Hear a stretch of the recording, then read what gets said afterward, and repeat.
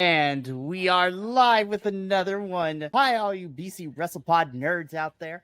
And welcome to another live rendition of the Grapple Gurus, your somewhat weekly month at this point, whenever there's pay-per-view for any of the companies. We are here today. It was a weekend of wrestling, but we are here to review AEW's Double or Nothing.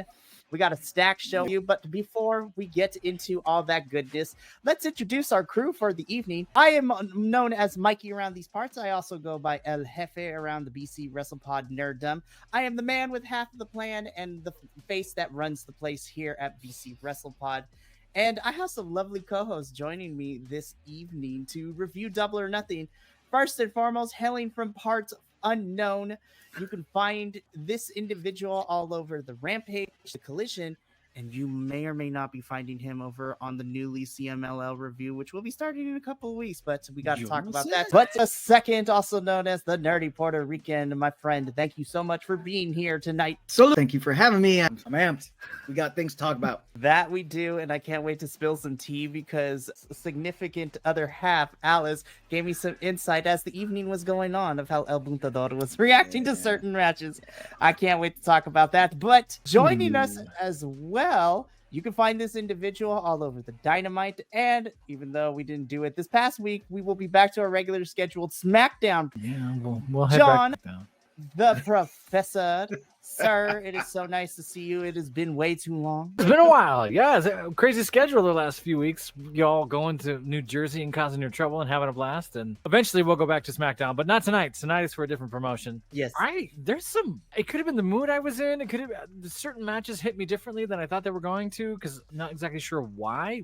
But I should have made my prop bets, because all the prop bets I was going to make happened, and I was screaming. You have none idea. I was freaking my family out, like, what's happening to you? You don't understand. So, shout out to our other co-host Andrew for giving me that update too last night. Man, insanity. But I'm very much intrigued to talk about this one. We've been talking about this now because they're not pay-per-views. Well, I guess pay-per-view. This is pay-per-view. Some companies still use, others use PPVs. It's a thing I paid the money for, is to watch the wrestling. Exactly. Paid to view the thing. And AEW had kind of a rough week or two going into Double or Nothing. And I'm not saying this tidied it up in a bow. I'm saying, this kind of gave us a new heading. Like, we're going that direction. Oh, okay. So I'm very excited about that. I'm glad to redeem myself on my picks. My original picks for the year were trash, and I went 7-3, which I'm very happy with, which I'm totally fine with that. Yeah. I don't want to give anything away, but there's some stuff to talk about in here. Very exciting. Yeah, definitely. Yeah, I'm psyched that actually, what did I do? 8-4 for this pay-per-view. 8-2. I think I went 8-4 or something like that. I'm not a picks guy. I watch the thing and I enjoy with the lizard brain all the things. I will now. We'll talk about that later, because my El Buntador senses are tingling. Yes, they are. We'll talk about records at the end of it, because some of us did a lot better than others, and we'll talk about that. But I'm gonna bring in our final co-host of the evening. This is someone who is important to the AEW crew, so pretty much all the AEW boys are here to cover Double or Nothing. But you can find this individual on the Dynamite as well as the Ring of Honor, and because I got confirmation, you will also see this individual be guesting in 2 weeks as he covers TNA's Against All Odds pay-per-view with me, because he owes me a favor. But Mr. John Van Vicious himself, JVL, has entered the chat. Welcome, my friend. Am I on?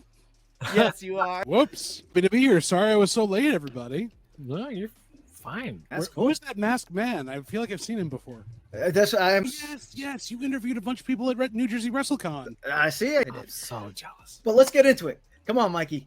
Come on. Let's go. 0 I know. We could be here for 10 hours if we don't make this move. All right. Watch So, this, for God's sake. yes. Yeah, this was a lot of fun, but we are here. We got a lot to cover. We have 10 matches on the main card, 2 on the buy-in. So 12 matches total. So let's just get into it. So Double or Nothing takes place once again this year at the MGM Grand Garden Arena. And I'm gonna be honest. The first match we got, I wish it was on the main show, but it is what it is. Of course. We start with the buy-in, and the first match that we get is Miss Thunder Rosa versus Diana Perazzo. I wanted this match to be on the main card, but honestly, this was a fun 10-minute bout. But I'm also kind of happy that it's not over, because the way that Diana won is very questionable at best. Yes. But boys, yes, this is our buy-in. What did we think of the match? How did Excalibur and everyone else not catch she was dressed like Elvis? I have no idea. She even said thank you very much multiple times. Humans are dumb. Yeah, I do. To that point, though, I do just want to say that both Diana and Thunder's ring gear was just magnificent. Oh, yeah. Thunder's homage to Elvis, and then Diana's homage to the Vegas showgirl, with the feathers and everything. Both the ring gear just knocked it out of the park. Loved it. Why was this not on the main card? This had just as much build as a handful of other things that we did end up seeing. So I'm a little confused by the booking, or if they just wanted to promote 0 Hour and give me a reason to watch 0 Hour, which is also They're only possible. allowed 2 women's matches per pay-per-view, obviously. Per contract, yeah. And we've ranted a lot about women's booking, but I think that's unfortunate that they didn't. And crowd seemed into it. Crowd seemed like they were there, so I'm not sure what the reasoning for that was. The entire time, they every hit, every every break out of a submission. These two really showed off that they were more technically apt than half the other wrestlers that were on the card tonight. Basically, they said, we're not going to do Carnage, we're going to do actual good wrestling. And so obviously that belongs on the buy-in, not an actual card. Yeah, the Vegas crowd was definitely into it. I know that we normally talk about the length of not only the amount of women's matches that are on the card, but also the length. However, I personally, and I might be alone on my little island on this, I liked the way that this ended. I thought that was great. You had that dramatic thing where Diana was trying to get the rope and Thunder put her foot up there, and then just out of the corner of the camera, you see Diana, grab the rope, and then into the rollover for the 1, 2, 3. I'm hyped for Thunder Diana part 3, I should say. So, this was a beautiful match from start to finish. I mean, I could, but I don't want to waste everyone's time. It's a beautiful match. It was great. And a match on an actual card. But just bring it there. That's all we need.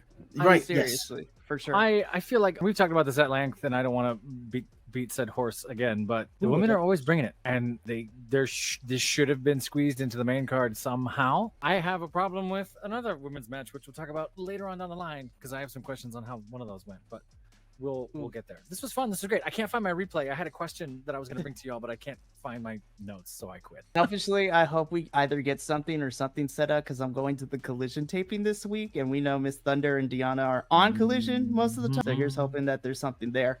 But we move on from the match. I really liked a match that didn't need to happen. But before that, on the pre-show, and this is important because this sets up down the line, we get told that the Owen Hart tournament is happening relatively soon. I think this week is what I read somewhere.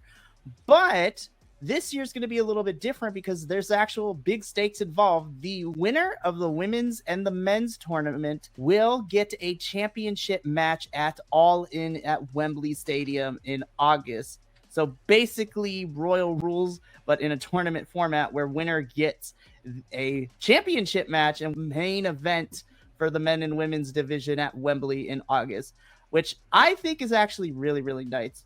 Which is something that we've been saying since the Owen Hart tournament came to be, that we should be adding stakes, and I'm glad that this year they're going for it. Yeah, I agree with Callum in the chat there, but I believe we're all on the same page. But this should have always been the thing, that the winner of the Owen Hart tournament gets a shot at the title. I don't.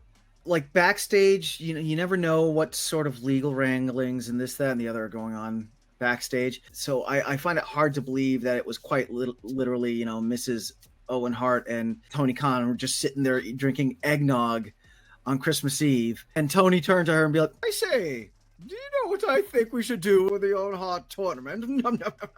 Yeah, no. I think there was... Okay, by the way, very well done. It's a very good Tony Khan. Thank you. Yeah, so I think there might have been, some legal wrangling or whatnot that they had to hash out before they can make this announcement. But it's a great announcement, and I think the finals are happening in July at the July 10th in the hometown of Owen Hart himself. Yep. So we should be all through June we're going to be seeing matches and excited. We also got a prediction down here from Callum in the chat too, which, honestly, I can see part of it, but I don't believe that's where they're going to pull the trigger on that for him yet. I feel like there's probably other people involved, that, like especially with one of the returns we had tonight, there might be some intrigue with that, which I don't know if that's gonna be a thing. I have my predictions already. I think the person who returned tonight, I think either that one or the other person that we got after our first match is going to win it. And I'm predicting the women's one. It's going to be the winner is going to be a returning Jamie Hayter. Why not the old person we got from the 7th match? Come on! Deserves a run. Come on. If he We'll can get ring there. that slow, he deserves a title shot. We will talk about that, but I'm excited. This is what's going to carry us for June, because honestly, we're not getting a regular pay-per-view at the end of June because Forbidden Door season is upon us, and I cannot wait. We'll talk about a certain IWGP match and why I was upset. But anyways, all right, we move on from this little announcement to the second match in the buy-in. They do my boys dirty. How dare they? But we got a trios match. The Acclaimed versus Cage of Agony is what they're going by next. So, I like this match for what it was. I'm just upset that Cage of Agony, now that we broke them away from Swerve, are now getting jobbed out somewhere. Yeah. I mean, We're all doing the same thing. So I'm probably alone on my island on this, and that's fine. I don't think that they've been jobbed out. I think that this is the match that Cage of Agony needed for people to put them in the spotlight, to start getting the light shown on them, because I feel that they have in the past have played more of a jobber role. And I believe now that they are on their own, that they are going to be a legitimate threat. And what better way than with the Acclaim, because everyone loves the Acclaim. And it was a good match, It wasn't a jobber match or anything. We had, some shenanigans with Chance the Golden Knights monster, where, the whole chair thing there. Yeah, I thought it was a good match. I mean, Daddy S comes out with the clutch roll up 1, 2, 3. So did we watch the same match? Oh, we have dissension in the ranks. I was getting ready I was cooking and cleaning and getting stuff ready because I knew I was going to sit down for 5.5 hours. So I was sort of glancing eye watching this, but I was also in sort of a neutral, like, oh, okay, great. Now what? And I'd agree that I don't think they were jobbed out necessarily. I'm a little sort of, I just hope they don't get misused. I hope they do something interesting. But I was getting ready for the rest of the thing. Angry JVO. Angry. I'm back in my old days of when, like, NXT Black and Gold, when I was like, oh, these guys are so much better than this. I've seen them do so much. Gates of Agony, Brian Cage, if you've watched ROH for the last 2 years, they are unstoppable. Sure. The minute they get brought up to the main roster, they get jobbed out over and over. I think Daddy Ass is getting the Jericho push in the same, like, he can't lose on pay-per-view.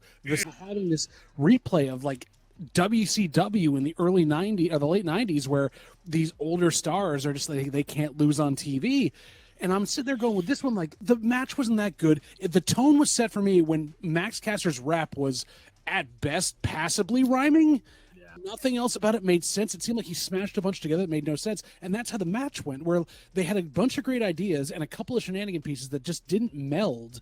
And it seemed like they were out of time with each other, which these 6 guys usually are pretty good about. I mean, if you look at the faces, we did it. We're here.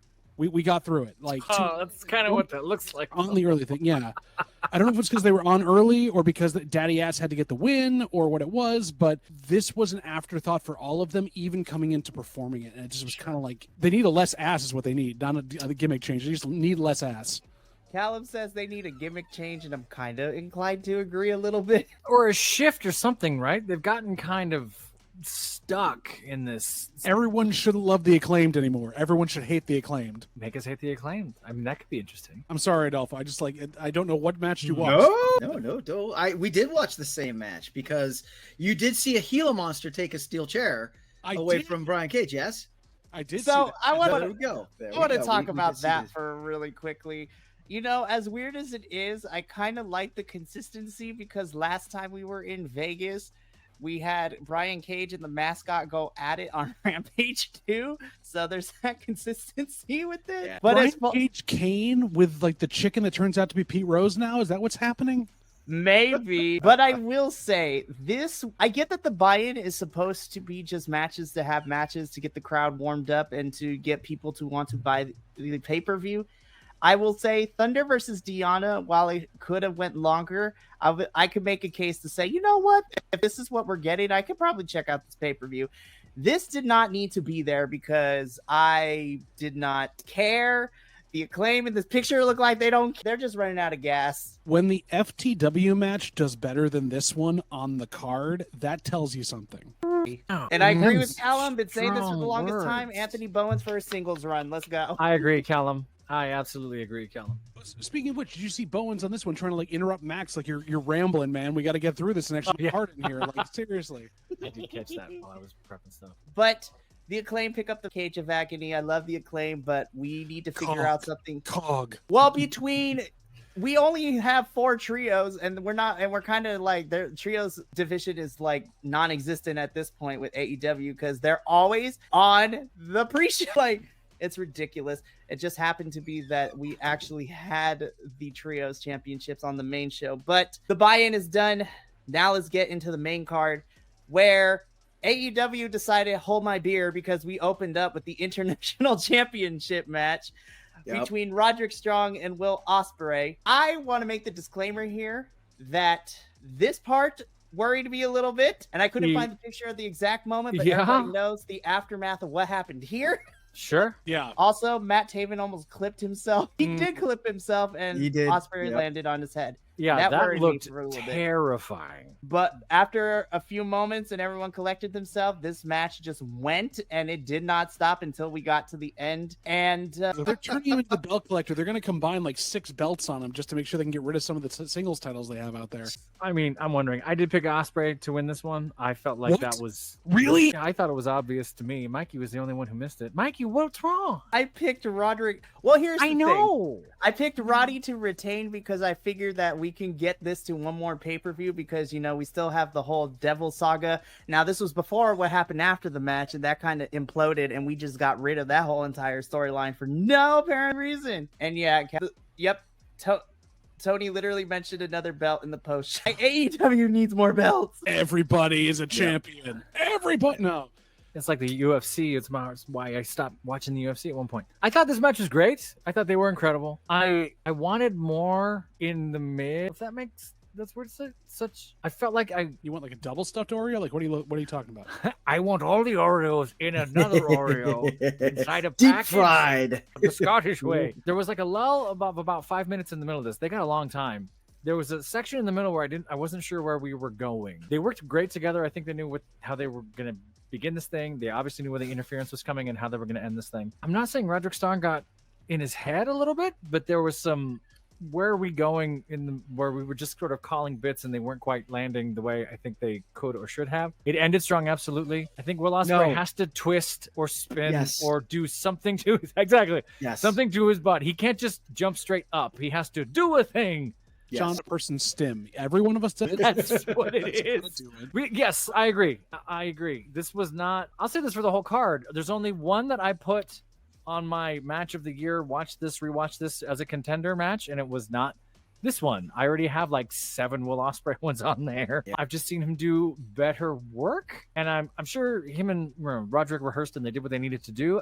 There was something lacking from this, even though the last 5 minutes of this were, fireworks, absolutely. But I agree. I think they were leaning more on story than spectacle. Okay, I feel I'm, again, going to be alone on my island, and that's fine, because on my island we have the best piña coladas. So I thought that this match was another fantastic match from Will Ospreay. Was it the 5 gold star match? It was fantastic. I thought that the storytelling through the wrestling was great. I do have to note that in this house, Will Ospreay is not called Will Ospreay. Will Ospreay is called Blue Pants. That was dubbed by my 5-year-old. Bates is going to be so angry right now.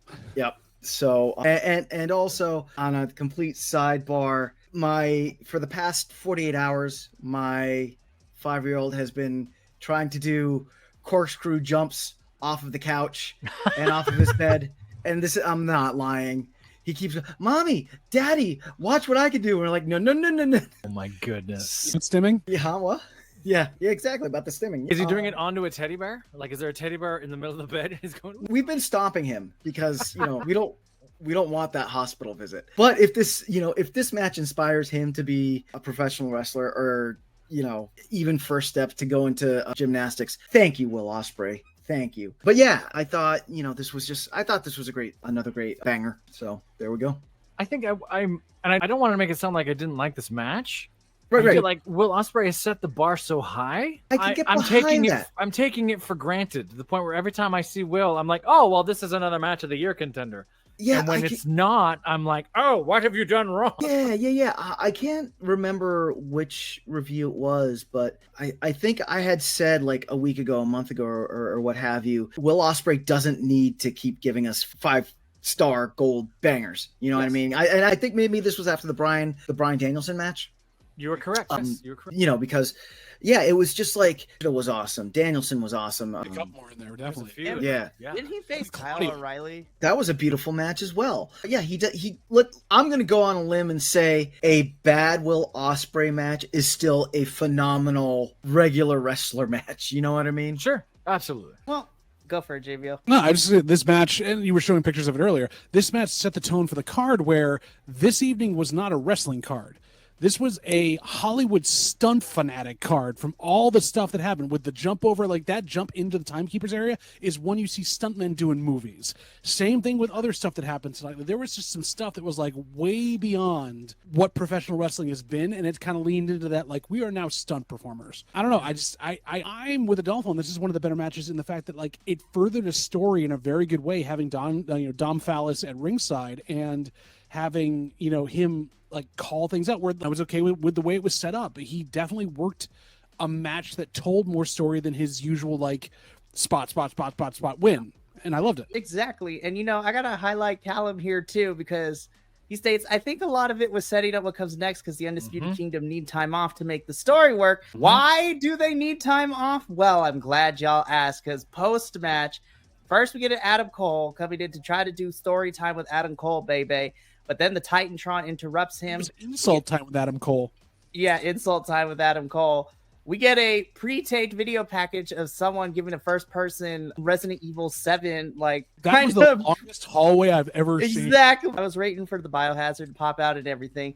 But his best Triple H cosplay. Seriously. Leaning into it, and he was not as jacked as Triple H, but, like, seriously. But Maxwell, Jacob Freeman, has returned. He is on our television screen. And after a Dick Kick City, this man cuts like a 10-minute promo. Yeah. But, child, it's about to get buck wild this summer. I'm so mad I didn't make prop bets, because I would have gone 3 for 3 on my prop bets. And this was the first one I was going to make. I'm so much excited. I was on another group text that was talking about Double or Nothing, and they literally said, it seems like MJF and Adam Cole flipped a coin on who's going to do what for Triple H. I'll wear the jacket.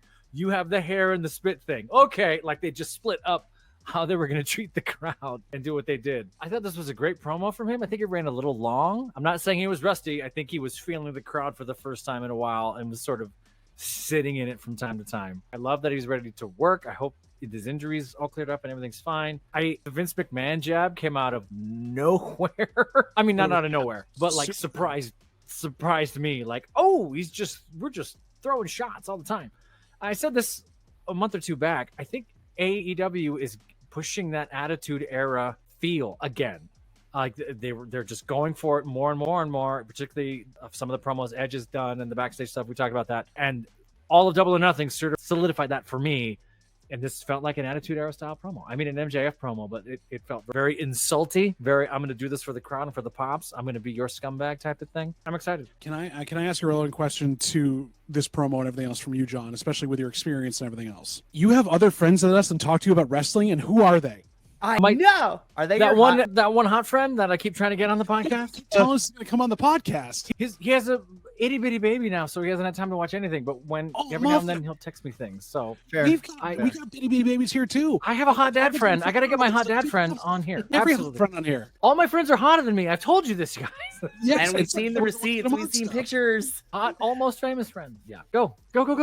So everyone that was not in bed when MJF came out in this house was glued to every word he said in the 10 minutes that he was on in the ring talking. Very excited that he's back. I feel that if I may, I feel that he's probably going to do the Mercedes Monae thing, where they introduce him, but we actually won't see him back in the ring for maybe a month and a half, 2 months, because unless all the injuries that they were reporting on him were works and him going in for surgery and blah, blah, blah. I think it did come out that his shoulder injury, that brace that he was wearing, it's not that his shoulder wasn't hurt, but he was kind of, working it a little bit. But yeah, there's a lot of ways, a lot of directions. There's a lot of receipts that need to be cashed in, and we're here for the return of MJF, definitely. And also addressing the fact that he's not going to do the kangaroo kick anymore. He's not here for this or that. He really kind of ran down the last year and a half. Right. I say this from noticing it at the end of his run there, he is fully slimmed down quite a bit, which may mean he has gotten off a lot of the juice he was on at the end of last year, which I'm very happy about, because just for everything else, it was not alleged. There were scars and acne on the back that you could see in every match. Yes, but for the protection of our little channel, I'm going to say alleged. Either way, I'm happy to see him taking it seriously. He's in a Bret Hart mode right now with the way he's built, and I'm very happy for that, because that'll open more things up for him, because he was definitely playing with a lot more aerial stuff and a lot more technical stuff at the end versus just kind of brawling. And I want to see if he's gone farther down that road. I am happy about him. Rest in peace, the kangaroo kick, but I'm here for anything MJF is doing. And I think that for me personally, now that we've had some time away from MJF, whereas towards the tail end of 2023, I was getting really sick of how we were booking him, from especially it kind of really kicked into gear after his match with Jay White. From Full Gear onwards, it was kind of like, you don't really know what we're doing. But now that MJF is back, I'm excited to see what the summer is in store for this man, because Wembley is right around the corner in 2 months. It's about to get crazy. JF Okada, give it to me now. Oh my gosh, yes! Wow. Honestly, MJF versus any of the newer folks we have in the men's division, period. Yeah, and I'm sad to see the Brochacho storyline go the way of it, because it was a really cool thing that set up what's been going on lately. But unless they can get Adam Cole healthy, there's no way he's going to be involved for a while. That was my favorite thing for 9 months. We talked about it at length. Yeah. Oh, no. Professor and I, especially when Mikey wasn't there, we spent podcast after podcast talking about how much we just loved the vignettes. Because there were a chunk of dynamites that did not work. The only thing that did was MJF and Adam Cole in a Chinese food restaurant. Nothing else was worth it. It was a fantastic run when we got that during the spring. It was good. But MJF is back. This kind of changes things and changes the landscape a little bit. And this was just the opening match plus what happened afterwards. We still had 9 whole matches to go. Celebrate said, we're 37 minutes into this, folks. And that's what we're looking for. This was kind of crazy. So, all right. So I'm going to preface by saying this. The next string of matches vary from okay to it's pretty decent to, but because now we're going to get into the stretch of matches. I was like, I feel like some of these could have been reserved for a main event on Dynamite. Didn't necessarily need to be on the pay-per-view. We will talk about that in a sec. But after our opening match, Will Ospreay is your new AEW International Championship. We have another championship match on the line for the Unified World Trios Championships. We had the Bang Bang Gang, Jay White, and the Guns taking on the reunited Death Triangle. On paper, I wanted to hate this match because the Trios division is kind of like non-existent at the moment because nobody knows what to do with it. I have to say, I have missed the Lucha Brothers in the ring so much. Gosh, I miss them so much. But as far as the match goes, you know what? It was a lot better than I thought it was. And I said this on the Collision review too. I think I can start seeing the Guns get better because they actually had a pretty good match on Collision. But as much as I enjoyed this match, we still need to figure out what we're doing with the Trios division. But I am happy for a certain somebody we'll talk about returning.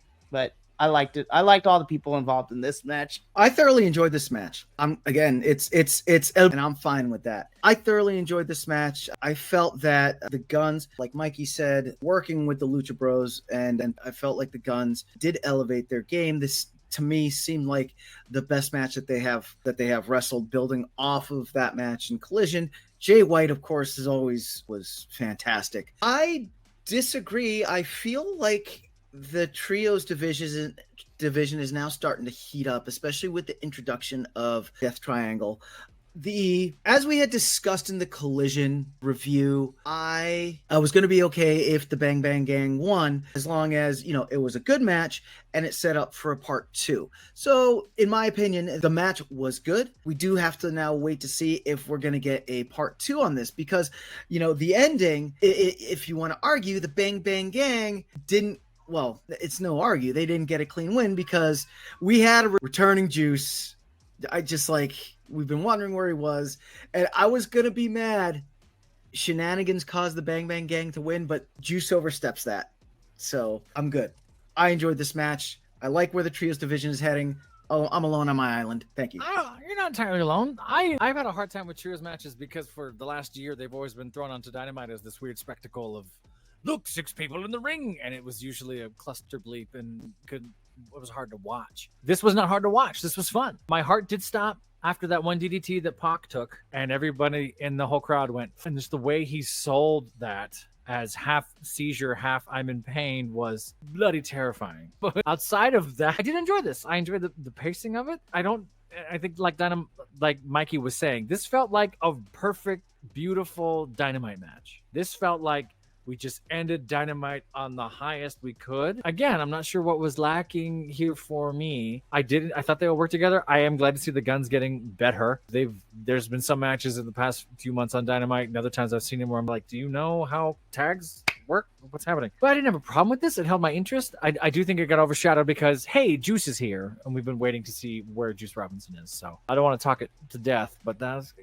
you're not alone on your island. I mean, I'm sort of docked in your island, I guess. At least you get to dock. I'm just circling still because there's no more docks left. I will say what the embodiment of what this match was from the entrance, where Rey Fenix missed his cue, slipped, but then just passed it off like something was fine.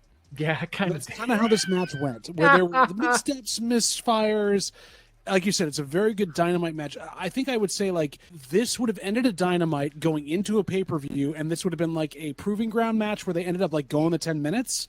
So all of that happened, and then they were going to have the big match next to actually have it, because sure. What I got from this the most, other than Jay White working very well, was the Guns, when they're given an opponent that can sell for them, they look spectacular. They themselves cannot generate that with a talent that maybe is not on the same page as them yet. Sure. And that's what's holding them back, and is that while character-wise they've grown, their in-ring working is slightly better than their dad's, and that's not saying much. Jay White carries a lot of it. I love the Juice is loose in all of our faces. We love Juice in the face right there where you need it. It's great, just like Tony Storm does, and it's wonderful to see the group back together. I'm with you. I feel like this is not like a rubber match done. They need to have another match like that, but I feel like it's going to be unfortunately done to death, where now it's part of this group for weeks on end to get to the next pay-per-view, and it's just I don't need that. I need one more match of these trios, put them together, and have what happen, but this was just not it. Well said. I am happy to see Death Triangle come back, especially because we got Rey Fenix a couple weeks ago, and then he went on television again. But it seems that everyone is squared away. Honestly, MCL slipping on the ramp, seriously. We don't need to.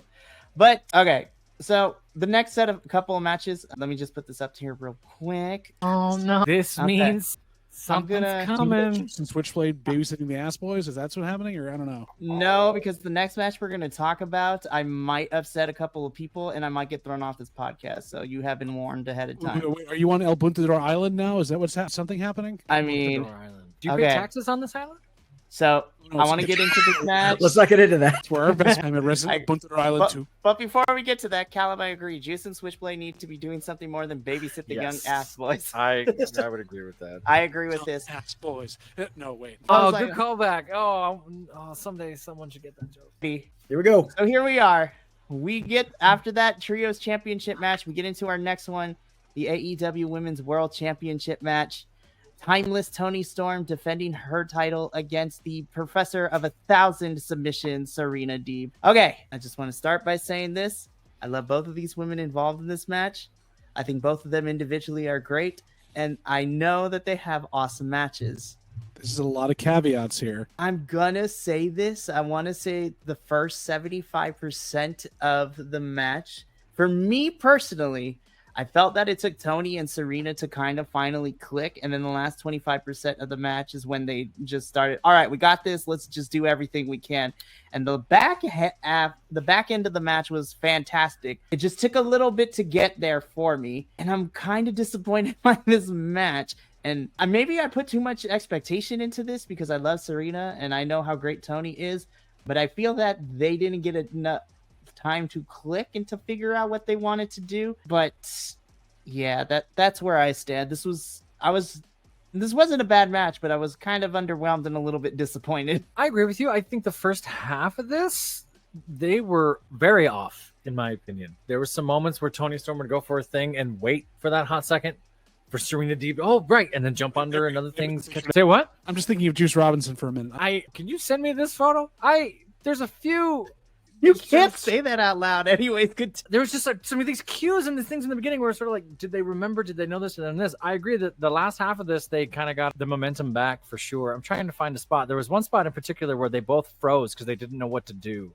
It was before the Sky High. It was the run to the ropes that turned into a headlock. That sounds right. Yes. And there was sort of this eye contact, like, oh, and they got stuck in the Spider-Man meme for just a second, and then they jumped into something else and kept going, which is unfortunate because this isn't the best work I've seen of them. I know I'm relatively new to Serena Deeb's work. I've checked out some videos and I've looked up what she's done, and she looks and seems incredible. And we all know Toni Storm, so yeah, it's kind of fell flat, and that's unfortunate. I'm not saying I did not like it. I love women's wrestling. But I wanted so much more from this. Maybe I set the bar too high, like you said, Mikey. You want to go, JVL? I'll jump in here. First off, commentary did them no service. As per usual in this. Get Ian and Caprice on there. I'm sorry. Just throw the ROH commentary team for the women's matches from now on. Like, come on now. I mean, yes, the joke with Nigel McGuinness about the fact that he wears, children's medium polo shirts. Yeah. That's great on that. But I agree with the fact that it was clunky at the top. Yeah. It seemed like Deeb was not in performance mode. She was in coach mode, like we're running through this during rehearsal. Sure. And she was moving about half speed. And Tony was trying to keep up, but like move things along. And I don't know whether that was ring rust or that was just Deeb not trusting where things were. Now, she could have had something happen health-wise or anything else that was that, but these styles, while not the same, do work together in a certain way and can work together, but you need to trust your partner. And I just feel like there wasn't that connection there until after the Sky High, when they finally said, oh, okay, this is the speed we're running now. We're getting there. Now what I did love was the setup of Deeb not taking the hip attack multiple times during this bout, building to it where she flips her off. But it just seemed like getting there was a problem. Setting up the Luther split was a weird thing at that time because that was used to set up the Mariah May split from her at some point down the road. Oh, the towel bit, the thing with the towel and the thing. Yeah. Exactly. Yeah. I think once they looked past Serena, the match started to work where Serena wasn't a threat anymore to win. Sure. Like we knew she wasn't going to win the title, and that's tough because she really could do. Again, she's in that mold of, and I know it's weird to say, Dean Malenko of like she is technically super sound. I feel like her performance level is at like a 50%. She needs to knock herself up like to a 75 to even compete with half these people. Just having joy being out there.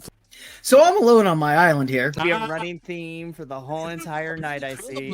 A nice place there. Yeah, there's a nice shady tree and everything. So I thought that this match was a very entertaining match. I will agree to a certain point that it did take a little bit to get going, but I thoroughly enjoyed this Rocky One end match with Apollo Creed where Toni Storm is just getting beat, and then you got that whole thing where Mariah May has the towel and she wants to throw it in, and Luther's like, no, and then he takes the towel. Tony's like, I was all wrong pay-per-view, but I was all in this match. That's what was missing, was the whole cut me moment. It would have worked if they had worked cut me. But yeah, I enjoyed it. I really enjoyed it. I thought that Serena Deeb looked really good. I thought that everything that Tony threw at her, she just like skillfully got out of it and then put Tony into one of her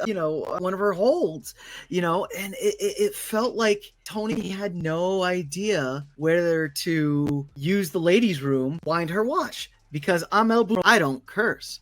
Yes. I think if we look at, for me, you say that, if we look at it through that lens, then I 100% agree with you. I think I wanted more in terms of the wrestling, but as far as like a Hollywood classic as what you described it, I actually like that idea. And if I view the match from that lens, then by all means, I 100% agree with you. I think it's fantastic. I think for me, because I know what Serena can do technical wise, and I know that Toni Storm has a bag of tricks, in her arsenal as well. I think I wanted more technical stuff, but all to say, I didn't think this was a bad match. It's just for me personally, I was a little underwhelmed, but it was definitely a lot better than some other matches we are going to talk about later in the evening. But I love these two. And honestly, you guys, I think Mariah is next in line based on the scrum too. I think we're finally going to pull that trigger on Mariah versus Toni. Oh, go ahead. No, I was saying something stupid. You're saying something important. Go ahead. Okay. I feel that this does set up now that the split Mariah May from Toni Storm, and again, I feel like it's gonna play out like this Hollywood, soap opera drama, because you're gonna have, I feel like Luther is gonna be the one that like kind of starts it up and then is gonna plant the seeds, and then I'm here for it. But yes, I agree, and I think that might be where we were going, and maybe subconsciously that's what took me out of it. But why then use it with Serena Deeb at that point? You're sacrificing her to that. I don't want to talk too much because we have more things to talk about. I will say this was the start of everyone getting Toni Storm confetti on their back, and me thinking they were bleeding from the back for the rest of the night. It have happened about 100 times. I thought Rainmaker had a gouge in his back at one point. Like, what? How? That's the confetti. Oh my God. It is timeless. And I'm going to bring that up a little bit later during a certain eliminator match where I thought Moxley was bleeding from his back somehow because of that confetti. But we'll get to that match because before that, okay. So once again, I really enjoy these two wrestling. I thought the match itself was fantastic. I thought we kind of finished at least the chapter on Dynamite 2 weeks ago, and they're like, fuck it, let's have it again on the pay-per-view. I will say I did appreciate Orange Cassidy coming out in a little bit darker in his ring attire. Like, he's embracing that darkness a little bit. Fantastic. Trent and Orange are fantastic wrestlers. I thought the match itself was great. Again, though, I feel that we could have had this main event a Dynamite or even a Collision if we wanted to. And here's the thing, I think I would have liked this match a little bit more had we not seen these two fight like 2 weeks ago. You could have put this on the buy-in and moved the women's match up. I agree. Yes, I agree with that. Yes. But I know they know each other. I know they love each other. I love that Orange Cassidy being darker is using the Pixies as an entrance. That's what darker Orange Cassidy is. I know these were two friends who've known each other for a long time. We know each other very well, who went out there and did something very solid. Did it belong in the middle of a pay-per-view? Should it have closed the Dynamite? Maybe. Could it have made 0 Hour far more interesting? Probably.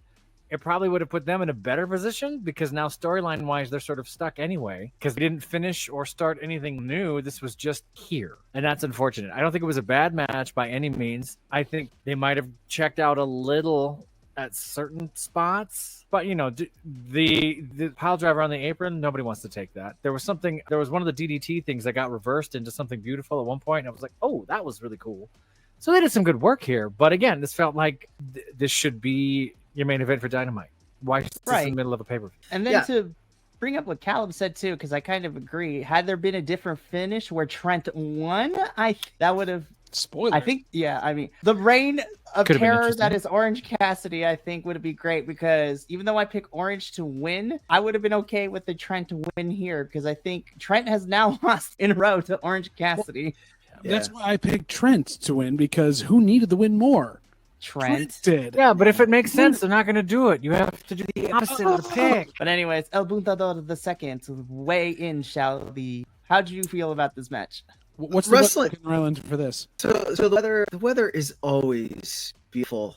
I'm just saying, beautiful ocean breezes, the whole 9 yards. Anyway, wrestling wise, this was a great match to watch. They've worked with each other so much, and we saw this match a week ago, but they work really well together. Yes, I agree though. I feel like this match would have been better served either on buy-in, and then you can take Thunder and Deanna and put them up here, highlighting a Dynamite or main eventing a Rampage, because this is where we saw these guys a lot, was Rampage. They were on Rampage. Just want to say that. Anyway, did you sit on your keys? Are you okay? Yeah, fine. Cloud move through. The thing that I did not like was the aftermatch where you had Rocky Romero and Renee running out and trying to catch Trent on the way out, and he just kind of gave a very, I'm done, like answering, just ran out. I don't feel did him any favors. I would have much rather some sort of like backstage segment where they would have caught him, but yeah, that whole with them running out thing and him just leaving, that bothered me. I mean, and where do we go from here? Supposedly, Don Callis has a contract for someone to sign with the Don Callis family, and he's been he's been serenading Orange Cassidy, so we might be seeing the birth of Dark Orange. Blood Orange Cassidy.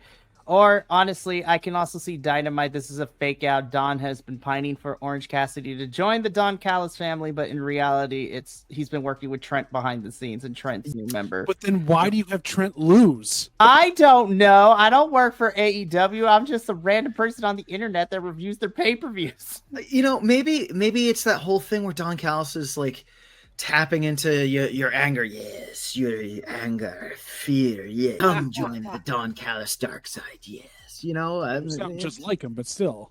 Yeah. Oh my God. Callum, you bring up a good point. Trent loses because he needs the family. Maybe. And I mean, Kyle Fletcher is still kind of on the outs of, from a couple weeks ago when we were at Daly's place too. So we might be setting a whole implosion, which I'm kind of here for. But also, it's getting kind of messy because Hobbs is out injured. Will and Kyle is like, will they, won't they in this family? Trent's probably going to be there. It's an interesting thing for sure. I will say, if they had switched this with the Deanna Thunder match, it could have been fun to have Deanna and Serena Deeb cross paths on the ramp. Yes, that would, because that match would be baller for sure. Yeah, but Orange Cassidy wins. We shall see where we go with this. All right, kids, I need everybody to gird their loins for this one. I mean, I'm girding. Oh, the smile. Just rip the Band-Aid off, man. Okay, just do it. All right, but before we do all that, like, Jesus Christ. All right. Okay. Yeah. So let's. What did it say? Okay. I will go first because I'm going to be very controversial with this one. What please say something controversial. The match itself was not bad. How dare you? I did not hate it for what it was, only because I enjoyed Hook and Shibata kind of doing a 2-on-1 situation for most of this match, and then also fighting each other. But I didn't hate the match up until we got the second visitor in this match, which we'll get into in a little bit. But the minute that happened, all I could hear in my head was Mikey screaming. Don't worry. Such a I'm gonna visually show you the range of emotions that I was feeling when we get to that. But as far as the match itself, first of all, I didn't hate this match. This spot could have gone really bad because they overshot that table, and I got worried because Shibata, I love you, but they ruined 3 very good table spots. This one they missed. The one with Large William could have died. Did you all see what happened to that table? Yeah. Yeah. The leg that table, the leg goes through it. Yeah. If he hit an inch or so, that would have been much death.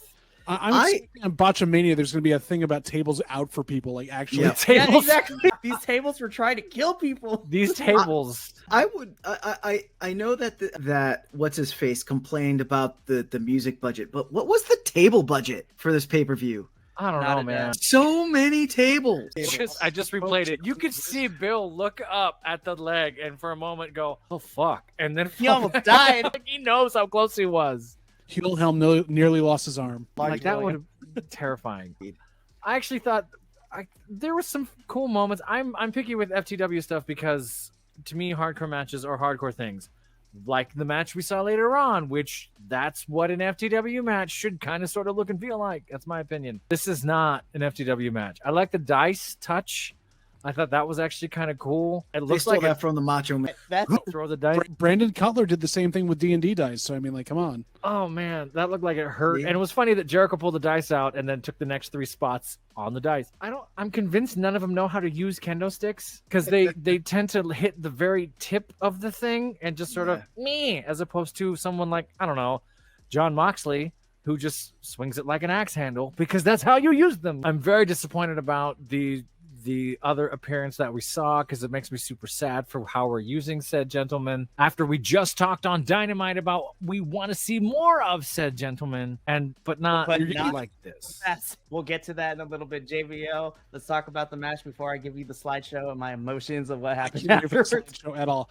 I'm with you, Professor, on the upping of the thing. So I never give a lot to Jericho on a lot of these things, but him upping the ante each time from tax to pucks last time, which also super dangerous for what he used them for, to dice, which hurt like hell. And like I could see them bumping on the dice each time in different ways and landing and like scrambling on them.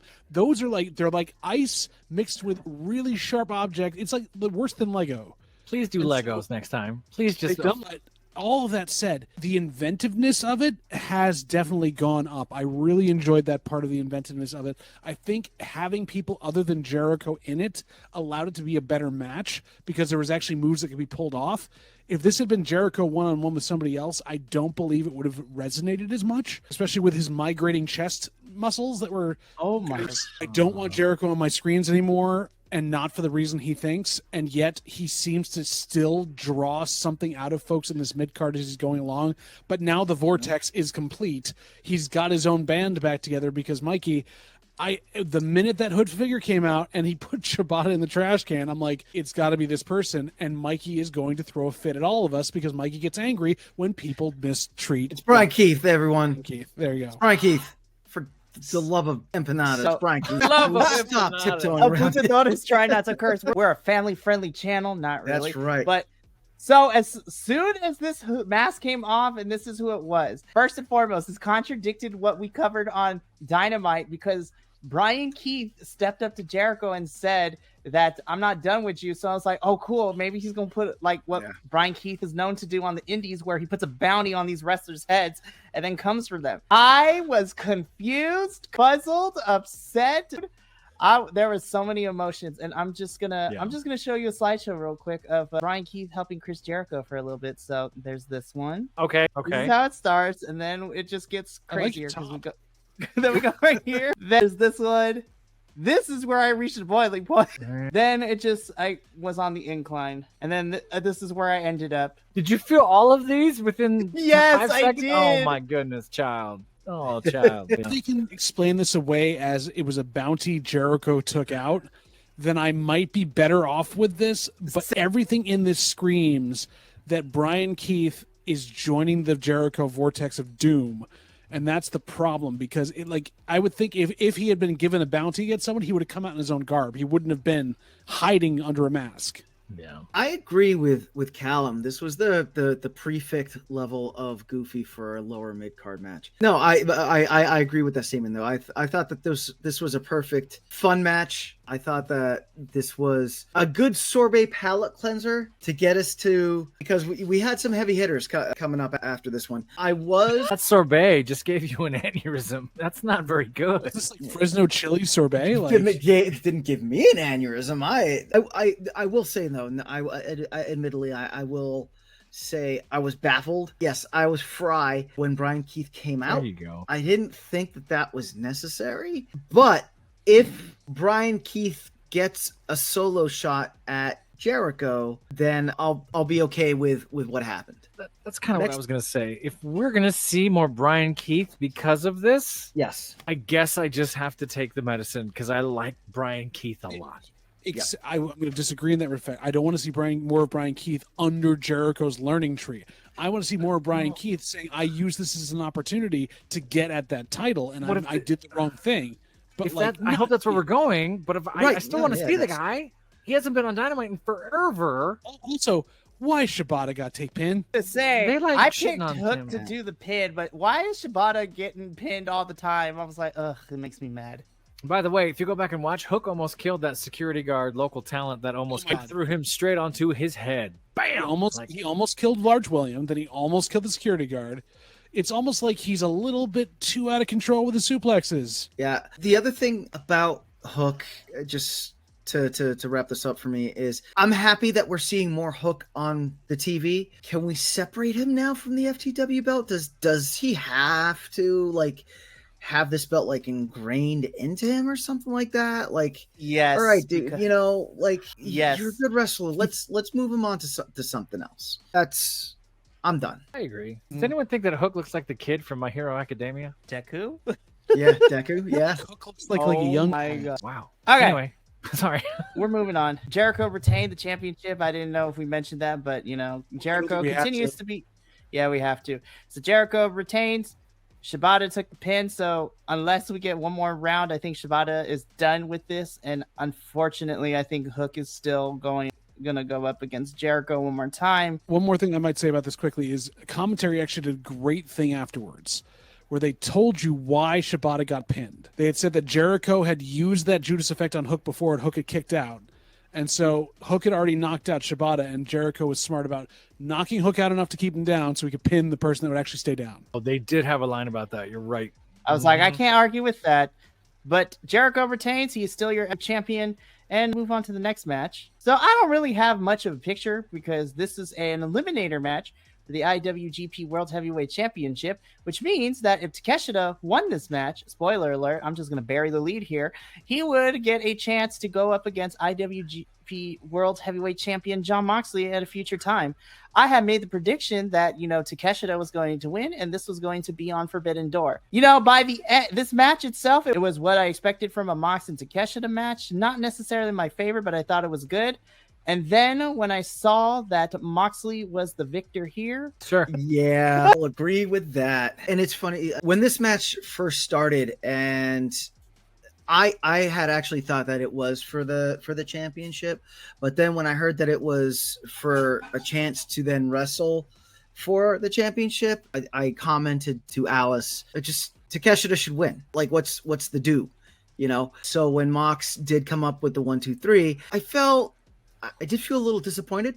I did, yeah. Yep, like that. I would have liked to see, I would have loved, not liked, I would have loved to see Takeshita Moxley Forbidden Door or at Wembley, for the actual championship. That's not what it was. Match wise, it was again a good match that kept my eyes on the pay-per-view. Yeah, that's it. I feel like a match to set up whether we're going to see this match again, something like that should be on Dynamite, and this felt like a Dynamite match to me. I'm not sure. I'm still confused on the whole, hey, go up against the champion, and later on, you might get to face the champion. I just faced the champion. It's happening right now. What do you mean? That confuses me. And this happens in wrestling from time to time, where it's like, what? Why? I get there's matches, the title's not at stake, fine, but I don't think they set this up in a way that made sense to me. I think Moxley sort of ignored his injury. He started going, oh, I'm hurt. And then about halfway through was like, meh, just a bandage. Like, okay. It's like, ha, JK. I think this was a high-level Dynamite and or Rampage collision match, and I'm not sure why this was here. I did not hate it. This is still great. I'm a Jon Moxley guy. He's in my top wrestlers working right now. Let's go in conspiracy theory mode real quick, because I kind of agree with Callum here. I wonder, is that AEW wanted this to be for the championship. New Japan said no, so they made it the best out of it and made it a Don Callis storyline. Also, I agree. Konosuke is so good. He is smooth as butter. Yeah, absolutely. So good. That's an interesting. I could see them cross promotion problems because he actually came from DDT and from Noah. Yep. Which now have a relationship with WWE. So yeah, that could be a part of it. And yes, I disagree with Professor on this one. I think this is a little bit more than it was a Dynamite level match. This was a match that was at the level it should have been for the pay-per-view. I also would say the Professor, you definitely don't watch ROH enough to understand how this works with the whole, like, I got to fight the champion to fight the champion, because that's all they do on most of it there. And it's a proving ground way of doing it. That would drive me crazy. But check out our reviews to you hear us talk about that. But one, this match was odd to me because Moxley didn't bleed again. Like, I'm like, okay, did he listen to us and like just stop doing that? Right? No bleeding Mox. That's nuts. It really Except wasn't. for except for the Fake out with the confetti. the I was confetti. like, oh my Some stone god, part of his confetti. back is missing.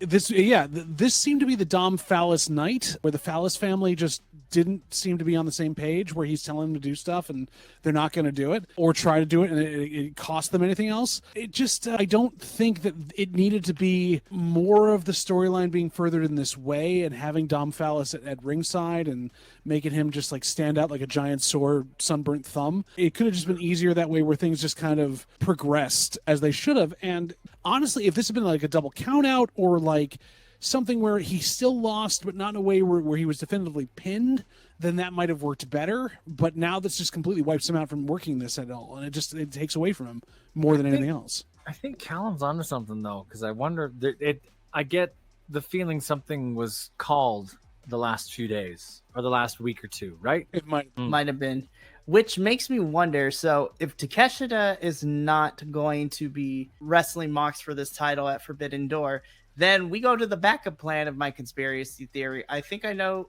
if things go the way that they should, I may have figured out the second opponent, his opponent for Forbidden Door, if nobody else steps up. And I think we get a rematch with Wait, I missed it. What'd you say?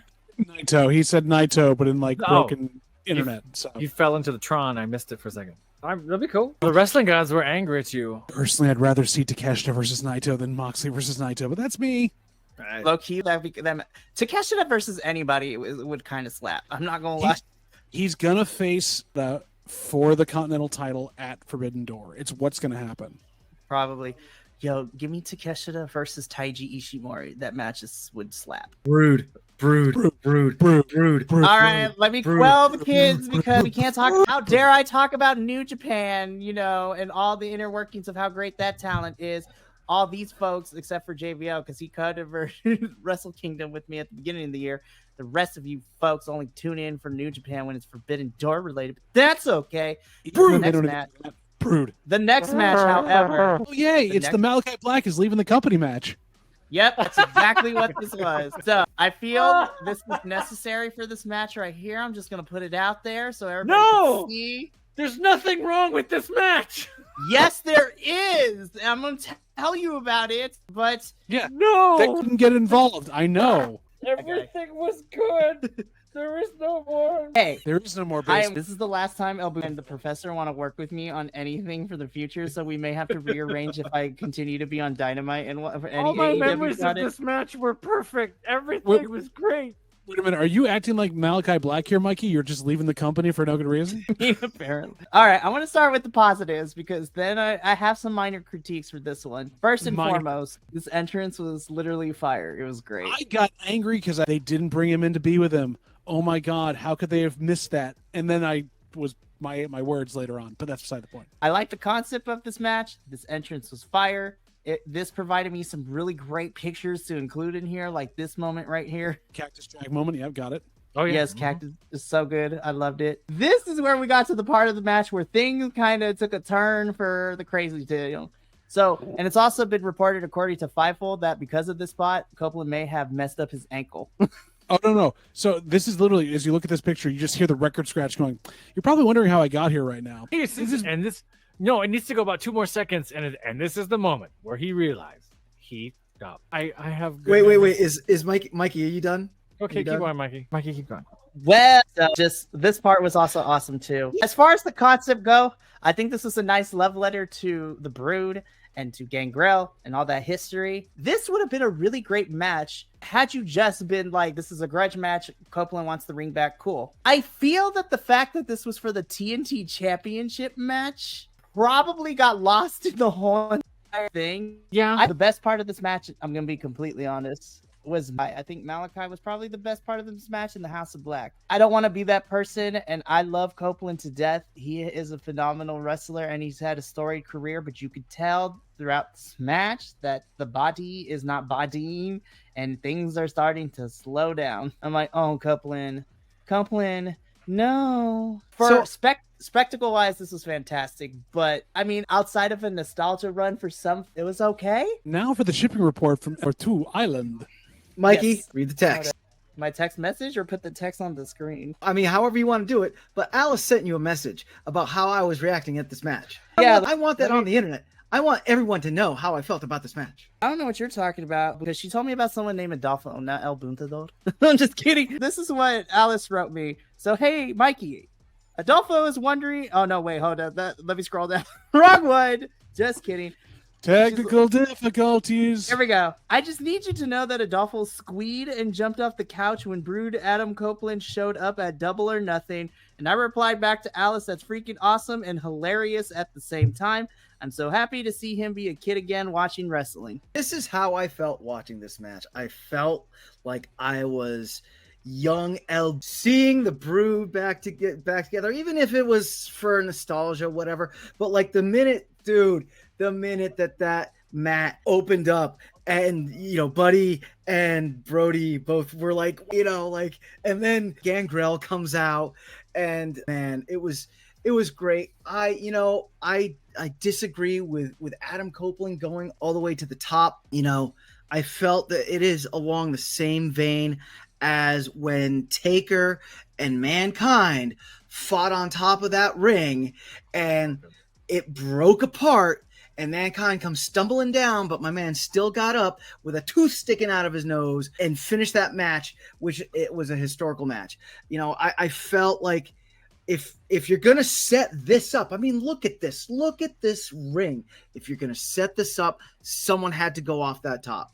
And he did it. I hope that his ankle isn't that messed up. Is this the Malachi Black goodbye match? I hope not. I hope that, maybe this is something to proceed. Like he takes a few months off with Zelina and they go off and do something and then he can come back. Because was there not a stipulation in this that if Adam Copeland won, the House of Black would join the Brood? Not the Brood, but they would join him. And he said the other two. He didn't say Malachi. Okay. All right. So Adam Copeland won. So now Brody and Buddy technically are joining Adam Copeland. They're joining the Brood. They're joining the Brood. I'm saying it. They're joining the Brood.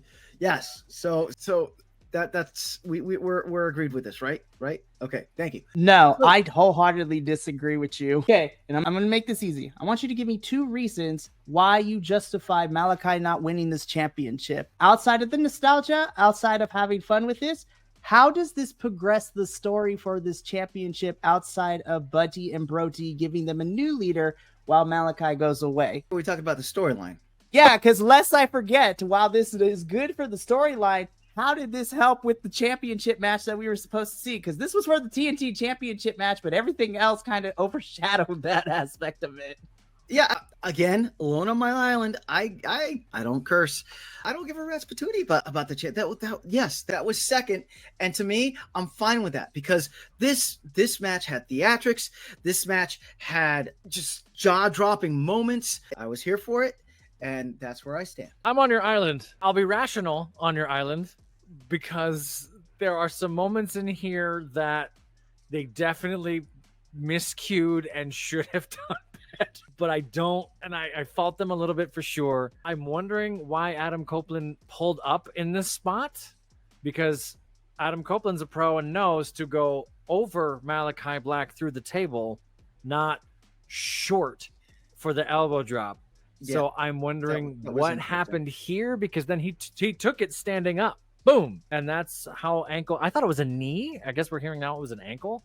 I thought so going straight down from there to do that, I'm not sure why that happened. There were a few miscuey things for sure. I loved the foreshadowing now that we know of taking the barbed wire rack and piercing the canvas with it.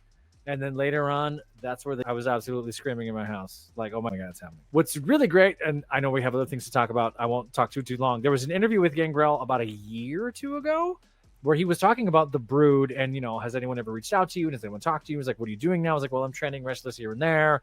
I do a little bit this and this, but really no one's reached out to me and talked to me for years. And I kind of miss them and I wish this.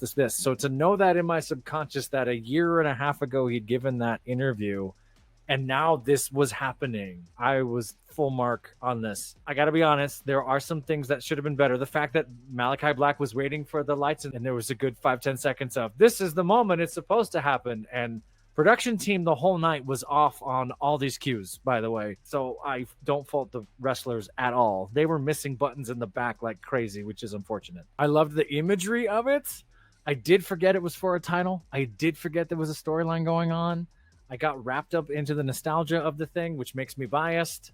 So I am pointing out my biases when I say that I did enjoy this. I had fun watching it. Yeah, and I agree with what Callum just said, that this was probably the match that Adam Copeland wanted against Finn Balor, but wasn't able to get for whatever reason. Absolutely right. Oh, no. I would He agree brought with it up that. on the Chris Van Vliet show. Like, he wanted Gangrel back there and was told no one's going to remember the Brood, so we're not going to do it. So you'll do Brood Edge and not have the music and not have Gangrel, and we're just going to have you wear a weird sparkly like disco ball on your head. Whereas this was, no, you got everything except the music. You got the fire entrance, you got the bloodbath, you got spitting blood in the face. This was the reunion minus Christian, which I still think they could work into it if they work hard at it. I don't know how the patriarchy, having Christian show up in a flowy shirt just for the hell of it would be. You think they would make him drink the blood? Lose my mind. Sorry. Okay, we got other matches to talk about. All right, moving on. Well, they got to corrupt. They got to corrupt Nick Wayne to get Christian to the Brood side. There's Right. so many things you could do. Before we get to the next matches, I haven't said anything here. Sorry. Adolfo, Yeah. I have beached my vessel on your shore. I also squeed out this match. Sad about the thing pulling up with the barbed wire, but yes, Yeah. I was all aboard for this. The wrong person won in terms of everything else. I think Malachi should have probably won the match, but this is him leaving the company, and we don't know what's happening with it. And I do believe when the patriarchy breaks up and Kill Switch turns on Christian, who's going to help him? But they finally get the rights to that stupid music that is very much, like it's definitely not theirs at this point. And Gangrel comes out and blows mist in Lucha Switch's face and saves his butt. How cool would that be? I know it's so Malik. Well, we could talk about this another time. Selena Vega posted the picture of Malachi Black all in a night's work or whatever that meant. My husband, Yeah, my husband. my beautiful Yep. husband, whatever that was. Yep. Yeah. If this is one of the last or the last match of Malachi Black, I thought it was. Yeah, I thought he went out in a blaze of glory if he doesn't come back to AEW. I haven't seen anything of the trades about his contract. Am I missing something? He's been wanting out because he's been unhappy with his bookings for about half a year now. Okay. And this, like, basically the scuttlebutt on this was, if they have him win here, then they found a way to keep him and give him what he wants. If he loses here, he's basically saying, like, I'm going to, go out my contract and go then try to get back to WWE to work with my wife, be closer by. It makes sense. And not get pushed like the last time, because they still don't understand. No one understands what his gimmick is, and they don't seem to be able to work with him on it, which is just sad. I mean, I do. I get it. Yeah, but as you can see in the other company, they've taken what he was doing and given it now over partially into the mix with the Bray Wyatt led stuff that's now there. So it's like, what do you do with him when he comes in, because he's not part of all this build and everything else. So I don't know what his game is at this point. He barely loses anywhere he goes. He had that in his stipulation in his contract where he just barely would lose, if at all. That's why Buddy Matthews took pins everywhere, because Malachi would never lose. And we don't know what's happening with it. And, I'm sad because he's been one of my favorite wrestlers for years, and he just can't seem to catch a break. Okay, moving on. Yes, we shall move on. Mikey doesn't like that we all abandoned him to get to it. I like this island. This island's great. The music is wonderful, the tree is beautiful, and the breeze smells like helium. See? What's the currency here? Well, the currency. Blood. No, I'm kidding. Blood. Well, I will say that the currency of for the Mother next Rain. match made me super happy. I don't care about the internet with this one, okay? Whereas the rest of my Okay, co-hosts go. enjoyed that barbed wire steel cage match for nostalgia reasons and all the sorts of spectacle, as I did with certain aspects. This is what I wanted to see when we got Willow and Mercedes. And this was the first match that got announced for Double or Nothing, may I add, when we started this build those weeks ago. This was everything I wanted. First and foremost, like, yes, we love me some Willow, and her hairdo was nice. The big friendship bracelet was, come on now, get into this look. Yeah, But and the drum corps and everything. Yeah. The drum corps was great. There was one part of it that goes, wow, this is a walking wardrobe malfunction. It's about to happen. So, but thankfully that did not. But like, yeah, no. Willow and Mercedes went out there and they did the damn thing. And, it was nice to predict the fact that, I was right. I'm sad that Willow... And I talked about this on the Collision review, and El Budador can back me up in this, because I said during the interview, Willow's promo got me on emotional levels. Yup. And even though, in the grand scheme of things, I'm happy to see Mercedes win, because it gave me a point. My heart still hurt for Miss Willow Nightingale. I loved it, and I was just like, I'm not as upset that we had to wait for Mercedes to come back into the ring now, but I still think that Mercedes should change up her finisher just as fast. Both women killed it out there. It's my favorite women's match of the evening. So, Mikey, are you there? Are you back? There he is. conflab it. There you are, Mikey. You got it. You got it all out. I'm behind you 100% on this, Mikey. This was a great match. I'm gonna be that bad person. Not cursing. I'm gonna and say betray Chris Statlander. You didn't see that coming for the last year. No, we saw that coming, but man, that was rough because like Mikey, I agree. Willow's promo that she cut the other day, was a great promo and spoke to me. But then they played that Mercedes Monae promo while they were trying to clean up all the blood from the Hope Malachi match, where she talked about all the people and this, that, and the other, and then I was like, oh man, Mercedes, why do you want me to have feelings for you, Mercedes? Because I wanted Willow to win. I feel though, and I was talking to Alice about this earlier today. I feel the writing was on the wall, because if you see all the TNT commercials for all the AEW product, they showcase the champions: Adam Copeland, Swerve Strickland, and Mercedes Monae. So, I felt like that writing was on the wall. Still, I was able to suspend my disbelief and, get into this match. Really good match. Yeah, now I'm interested to see where Willow goes. Is she going to feud with Chris Stat now? Is Chris Stat gonna feud with Mercedes Monae? Gonna be interested to see where this goes. But loved the match, great match. They both did it. Yeah, I can make this quick. I agree with everything. I thought this match was fun. I think it served the storyline. I did see the turn. We all kind of knew it was coming. I did get the bait and switch though. I was like, oh my god, maybe not. Oh, just kidding. Mercedes Monae landed on her feet and ankles a lot, which I could not help but watch every time it happened. Like, oh, please don't. Oh god, no. One of those spots right off the top, even though Willow helped her walk it down, just right on the heels and the ankles. So that was something I'm remembering. I think they rushed a few spots, and there were a few moments where I was like, hey, that's how you get hurt. Breathe, take a breath. I think it was well paced the second half. Outside of that, I'm not sure why they would hate on this match so much outside the small things I mentioned, but I don't know. It was a great match. It was really well paced, well put together. They worked a style that worked with each other. Yeah. Mercedes leaned into all of her heel tactics, which was great, and it was nice to have her back there. There were a couple of spots that were a little bit overworked in certain respects and could have been done better. I agree with Callum on some of the stuff where Mercedes' finisher, it reminds me of her promo style right now. It's overdone and overworked for some reason. It's way too complicated, and it needs to be changed, especially if you're working against bigger opponents. Her carrying her for a bit just to set that up needed something else. So while it was a great match at that point, it needed a little bit more. Mercedes is always going to win this thing. I don't know if Willow's going to be put in the Owen Hart tournament, and maybe could be the next one that picks up a thing there in a little bit, where she can actually go on to a bigger title match at that point. But there's definitely something with Stat in the way, whether that's going to be in the tournament or not. But with Mercedes winning this, maybe we'll get 2 women's segments on a freaking Dynamite for one. That would be good. I mean, she keeps saying she's leading a women's revolution. So if this helps to push women's wrestling, then yeah, do it. Do it, please. Let's cut half the matches around this card. Put more women's matches on. Let's go. Seriously. So we leave Willow, Mercedes, and Stooley, as we call him on the Rampage review. Stooley Hathaway.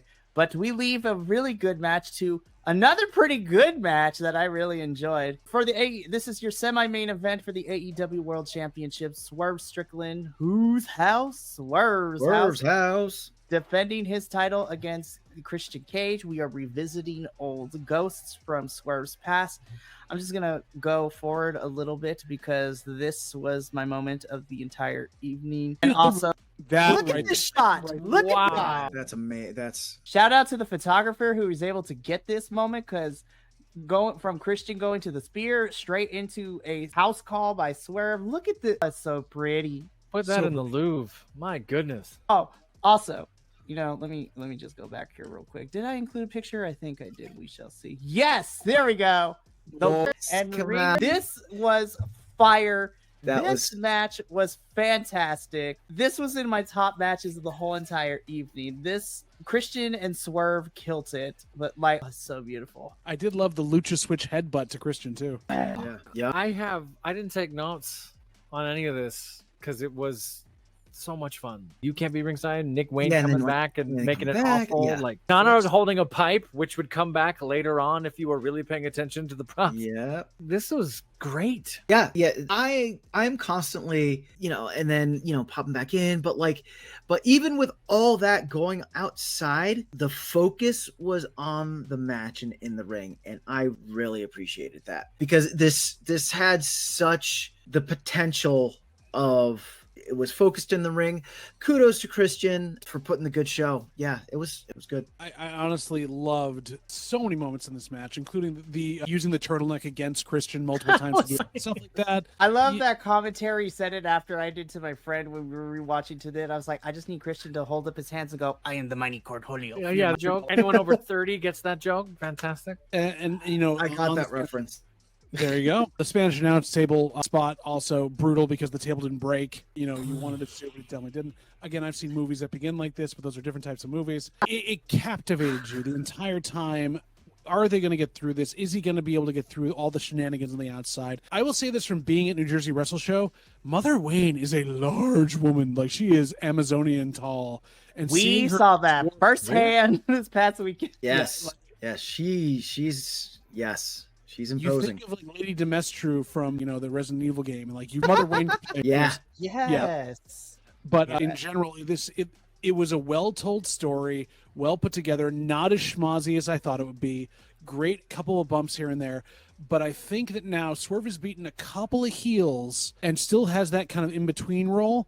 We need him to face a big white meat babyface coming up for his next opponent before he does anything else, which could mean a Will Ospreay at this point. It could mean, or a Kyle Fletcher or somebody that can play that role against him, that gives him that edge, because he needs to hone the edge a bit more now that he's been sharpened against heels. I 100% agree with you. I'm looking at the roster we currently have in terms of baby faces or even faces that would make a good challenge for Swerve to kind of own that other side of the spectrum. Matt Taven. Yo, honestly, I would not be upset if Matt Taven or even Mike Bennett would, go up against Swerve. Though Matt and Swerve would bring the house down. Yeah, I'm gonna go on a limb and say that Swerve is the type of wrestler that you can put a mediocre wrestler with him and he will elevate that individual up to his level, and the match will be good.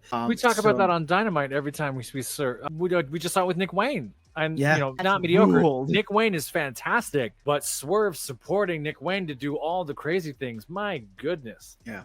Yep. I have one name. Who's at the top of your list from New Japan? Just because I think style-wise it would be great. Plus, I also think of the weird stuff like the fashion game, Swerve versus Hiromu Takahashi. Even that's one. There's a couple other names too. I think El Desperado versus Swerve would kill it too. Desperado definitely would be up there. You could have him go up against even a David Finlay or from the War Dogs.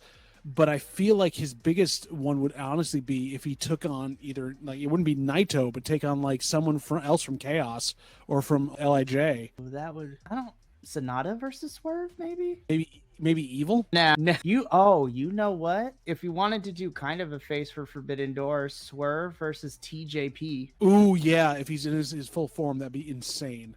The Ashwan look too, yeah. Yes, let's go. Sorry, the New Japan folks are. Jeff would be great. Callum says Zack Sabre Jr. could be one. I was just like, that would be interesting, but I feel like Zack is more technical than Swerve. But then again, Swerve takes what his opponent is giving him, and that's the other thing about Swerve I noticed too. He always adapts every single match, and he cranks something new out. I was like, this man is crazy. Yeah, that's why you can put a mediocre wrestler in there with Swerve and he will elevate them. I'm already excited for Forbidden Door. There's so many good things that they can do, but we got to move on. This match was great. Swerve Strickland is still your AEW World Champion, which means by process of elimination, we get to the main event. The Anarchy in the Arena match, Team Elite, which is the Bucks, Kazuchika Okada, and Jack Perry taking on Team AEW, represented by FTR, Bryan Danielson, and replacing Eddie Kingston is Darby Allin. Before we talk about the match, I just give the audience a little bit of preview of why this was called Anarchy in the Arena. So we're just gonna take a few moments of silence real quick. You know, there's Another for the Hollywood style stunts. there was this one. There was also that. That looked like it hurt. This part There was it is. bananas. There it is. It was pretty cool. That was yeah. I feel like I've seen Jimmy Jacobs do this exact same spot. Yeah, but all right, boys. Now that we've gotten through a glimpse of what we witnessed on our television in our main event, I don't even know where to begin. This was just, and this is the one time I'm gonna curse on this air. This was fucking nuts. Like, oh my goodness. This was manners. I'm very angry I didn't do my prop bets because I would have gone 2 for 2 when Gangrel showed up. I would have gone 3 for 3. Darby hitting someone with the flamethrower. Like, I'm going to light you on fire. I called for it on the He Dynamite literally set review. a man on fire. It was nuts. I was like, if you're going to do this, do it. If you're going to play flamethrower, hit somebody with the flame stunt. And they did it. I will talk about this whole broadly because there's a lot of spots in here. I think there was so much production involved by a crew that isn't used to this much production. So, and JB will understand this, they split the scene right at the top. They went, all right, there's 8 of us. Let's go in 4 different directions. And the camera folks were like, all right, we'll catch you. They were not ready. This was a mess the first 4 or 5 minutes of trying to catch anyone doing anything. With their rudimentary OBS skills, and they put up a thing that we've usually done with the 4 screen. It was like, okay, yeah, you've never live streamed on the web before. And then they threw by the time they threw up that 4 square thing, it was already over. They missed all those moments. To set up the stunt of Darby getting hit by the truck, they didn't show Darby getting thrown into the pile. I think Darby was in the pile. Maybe Darby back to the pile. So there was a few. I love that they're trying new things. I absolutely appreciate that. I love going into the lobby and having drinks with the crowd. I thought that was a fun touch. This felt, again, more spectacle. Maybe it's just me. I think Jack Perry and Darby kind of stole this from me. I wanted to see them the whole time. I liked everything else I was seeing, but every time the camera cut away, I was like, no. The action's over there. Show me what's happening over there. That's what I want to know. I will say, Anarchy of the Arena lives up to the name because it's Anarchy, but I will agree that even for as crazy as the whole match was, the first couple of minutes was kind of like my ADHD was kicking into overdrive, and I was just like, I don't know where to look. Somebody direct me. And then once we got outside and we started off with Darby trying to drown a man live on my pay-per-view television screen, and then later in the background with Jack Perry running Darby over with the bus and all that good stuff. I will say that this is probably the best shot Anarchy in the Arena with an audience in it that we've gotten to up to this point. I think once we got past the first couple of minutes, everything felt great. I also want to bring this up too, because I noticed it too. The flame spot was mostly dangerous for Cash because his feet got really close to that fire. For anyone who knows anyone who's done flame stunts or trained fire stunts and things like that, I won't waste too much time because this review is going to end up being as long as the thing itself. You are coated in a cooling gel, layer 1. Which they lampshaded by putting him in the water trough. Which was a nice touch. I wish they probably did a handful of this. So if you even see in this shot, notice he's kind of looks like he's wearing a diaper. He's wearing extra layers of pants. So there's 2 to 3 layers of cooling gel and tights, and then there's ice packs underneath, and then there's 1 pair of pants, and then a second pair of pants that has like a accelerant on it. So you are freezing to death. You are ice cold when you wear this stuff. So by the time you get lit on fire, you're begging to be lit on fire. Jack Perry knows the Hollywood folks, obviously, was trained beautifully, did the flail, did everything, and when it got too hot, fell right on the ground. And Young Bucks came in and hit him with the hose. And not only that, but they had the blankets, the retirement blankets as well. Absolutely, everything was there. Yeah, which I haven't worked with fire stunts like this, but I have worked with fire performers, and I do know that is one of the big safety things is you have to have the blanket made out of fire retardant material. Yeah, it's a fancy name for the thing. Yeah. So that, because that is what actually puts the fire out, because it is a chemical fire. So you gotta. I was worried that thing was going to ignite off something else, and all of a sudden it's pointing at Darby the whole time as it's firing. I'm like, what is going on with this? Somebody turn that freaking flamethrower off. Yeah, it was Anarchy in the Arena. They build it and they brought it, and admittedly, I enjoyed it. Super crazy, but yeah. I respect the crowd for chanting "Put down Darby." Is that what they were saying? They were saying, "Please help Darby." Please help Darby. Yeah, please help Darby. He's just up there for minutes and minutes and minutes. He was way too long. They should have put him down at some point. And I know. I was like, that blood is rushing through. It was a little obviously because it was a little bit of a spot fest because that's what it is. Please help Darby. Yeah, but still, I had fun watching the spectacle of the thing. So I mean, sort of guilty pleasure, greedy feel type of stuff. But again, those first 5 minutes, I wish that was a little more streamlined in the sense of like, where am I looking? What am I doing? Where are we going? Sort of thing. What happened to Darby after he went below deck? He got his flamethrower. He came back with the flamethrower after that, right? Okay. I'm getting the other thing too. The other thing I didn't include in this picture though is that Jack Perry was walking backstage, ready to get back into the arena, and he's like, "You know what? This is a great idea." He literally grabs Tony Khan and throws him out on stage. I was just like, have you all seen the footage of Tony Khan overselling, rolling down the ramp? No, but I bet it's great. If you get a chance, watch Tony Khan overselling the fact that he was tossed for an extra 50, 60 feet. We love to see it. Someone has set it to the Benny Hill theme already. It's hysterical. Set it to what? The Benny Hill theme already. Yeah, so good. Oh, also, shout out to the Bucks for playing into like the final countdown was playing. They're like, stop the music. You're paying like too much money for it. Some inside the jokes were funny. Like I'm not gonna fault it because it's Anarchy. It's supposed to be madness. Right? Yeah. And I loved it. The other thing I really enjoyed is the fact that Danielson got pinned by Jack Perry, which I was like, perfect. That's exactly what needs to happen. Give this heat to Jack Perry, and Danielson can afford the loss. Like, it's fine. I thought Jack Perry pinning Danielson made a lot of sense, and it was fantastic. Oh, so good. He did it with the Busaiku knee. Yep. Getting hit with the Busaiku knee. This match was just chaotic all over the place, but that's exactly what it was. The bad guys win, which means that we're going to get round 2 at Blood and Guts. Ooh, that Blood and Guts match is going to be crazy. Should be interesting. But, boys, that brings us to the end of Double or Nothing. So let's give our final thoughts and our ratings, and then we're going to bring this thing home. So what's the scale on this Buntador Island? Like, what's the scale here? Oh, no. We can't deviate from that. I got an email from the Dark Council of the Bi-Conics that said that we can't deviate from the empanada scale. So I'm just...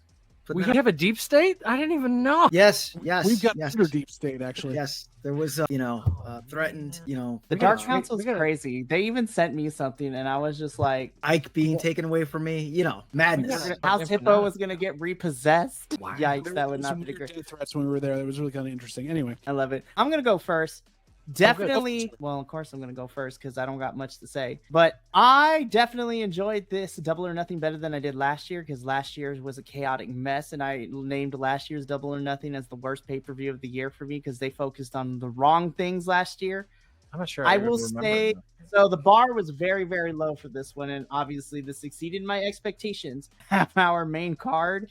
If I'm going to be completely honest, some of these matches could have been reserved for Collision or Dynamite. But I think the matches that we did get, I really enjoyed it. I'm happy to see Will Ospreay get a championship and to see what comes of all that. MJF coming back was crazy. Lest you forget, that's what opened the show. And then we had a whole plethora of everything in between. I really, really enjoyed this. So I'm going to give this a solid 8 out of 10 for me. Despite some of my critiques, I really enjoyed Double or Nothing this year. And so far, this is the best AEW pay-per-view for 2024, and that's okay because we still got the half of the year to go with Forbidden Door, All In, All Out, Wrestle Dream, and World's End later this year. So should be fantastic. So I give this an 8 out of 10. I'm going to select the professor to go next. Me, I think I'm right there with you. If 8, solid 8, it should be an 8.5. It should be a 9 on paper because there's some stuff in there that's fantastic, obviously. Again, I wish the women were represented a little bit better, shuffling of the order and all of that. Anarchy in the arena. I should have guessed all my prop bets because on paper, this is a card the professor would have picked. Like, yes, do this thing, do that thing. Bonus points for the flamethrower stunt, absolutely. We're right, those 3 or 4 matches in the middle where we're all like, yeah, well, this, sure, we could take a little bit off for that. Some of the production stuff should have gone way cleaner, missing cues, sort of stranding your performers in the middle of that stuff. So I thought that could have been tightened up some. But as far as spectacle, clearing up and streamlining most of the storylines, I know we've talked it to death, very much above average. We're in that 8. I want to give it higher than that because I feel like I give 8s all the time, but this kind of sits at a solid B for me. You go next. I'm going to give this a 9 out of 10. Good. For Reason being is that just I felt like, you know, trying to kill himself by jumping off his bed. Yeah. right, exactly. You know, that harkened me back to when I used to watch wrestling with my dad. And then like I would go and you know, with my friends in the basement, and we would have our wrestling matches in the basement, you know. So yeah, it hit me with that nostalgia, and that's why I'm giving it a 9 out of 10. I guess that leaves me. First off, I did a little research here. Wow, weird stuff like that.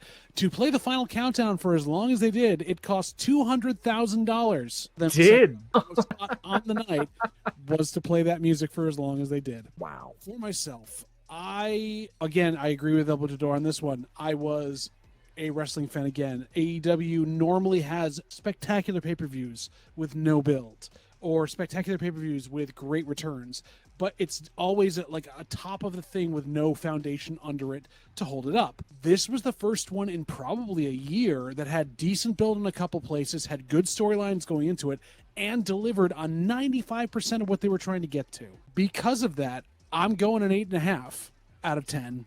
Room to grow, room to get better over the next, as we go into the stretch of amazing pay-per-views we're going to have. But this set the table for this spate of it better than they had in a long time.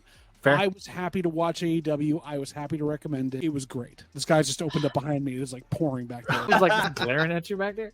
It's No, that's the cat crazy. over there. I wanted this one should be for me, and we're all entitled. This should be You're wrong. more. I can be wrong. I like being wrong. There was the little things that took me out of it upset me that they took me out of it the way they did, and that's sucks. Because I'm jumping on Bundador. Yeah, I was a wrestling fan again. Like, oh my god, how long? 6 hours. Well, okay. I guess fine. Like, you know what I mean? It was better than the other company who did the Blood Money pay-per-view. We didn't cover it. Just putting it out there. But Ring of Honor do better this time for our next one, because Ring of Honor Seriously. better than this. Death Before Dishonor better be amazing, because last year it was my favorite ROH pay-per-view of the year. But before we go off the air, as promised at the beginning, let's go over the final prediction scores for Double or Nothing. Yes, I wrote so this far down. since the last one. So, we here at the BC Wrestle Pod, the hosts are for each of the companies. We're doing something a little bit fun. We are having our own little predictions leagues for the companies. So WWE, AEW, ROH to a certain extent, TNA, and, you know, we're just having a good time. We have yet to figure out what the ultimate loser at the end of the year is going to receive as some sort of punishment / problem. Eat a habanero or something. I don't know. We'll figure it out. But The shirt, here it comes. We're gonna do a shirts and skins segment. maybe we'll see with that. Someone's got to wear a crop top for a review. But here are the final records, and this is including one non-AEW host who got into the mix with this because they're fantastic as well. But we're gonna work our way from bottom up. So coming in last place with their prediction score, with the score of 6-4, is JVL. I'm a power bottom. You said those words, not me. That's your finishing move. The mighty have fallen. I was 11-1 last pay-per-view. God dang it. So it was kind of nuts. You know, tying for third place though with the 7-3 is myself and the professor. I'll take it because I got hosed the other one, so I'm glad to be average again. I'm about to get hosed by all of you. That's crazy. As far as AEW hosts only, El Buntador the second is the winner with the score of 8-2. Yeah, man. was Clean enjoying house. But if we're including our non-AEW hosts with almost a clean sweep with the score of 9-1 is Andrew. Unbelievable. Again, not surprising. And on that lovely note, thank you I'm so so much happy for to tuning watch it. in to another episode of the Grapple Gurus review. This was AEW's Double or Nothing. Stay tuned because the month of June is going to be jam-packed with a bunch of stuff. We are having our final NXT pay-per-view coverage before we switch to our new federation that we're going to be covering. On top of that, JVL here is going to be guesting with me and whoever else is going to join me for TNA Against All Odds. We also, Professor and I and Minnie, got Clash at the Castle this month. I'm excited for Against All Odds. We'll talk about it. But then all or most of the BC WrestlePod hosts are invited because we close out June with Forbidden Door. And it's going to be so good. But until then, this has been Mikey, and from the rest of the AEW crew, as well as the rest of the BC WrestlePod boys, remember, take care of yourself, love one another, stay Bi-Conic, and you always deserve to finish your story We'll catch you on the flip side. But until Billy then, Starks. thank you so much for tuning in to another Vibe Tribe production. What's going to happen next time? Well, you're going to have to tune in to find out. But until then, remember, take care of yourself, love one another, and as always, make sure that you keep the good times rolling.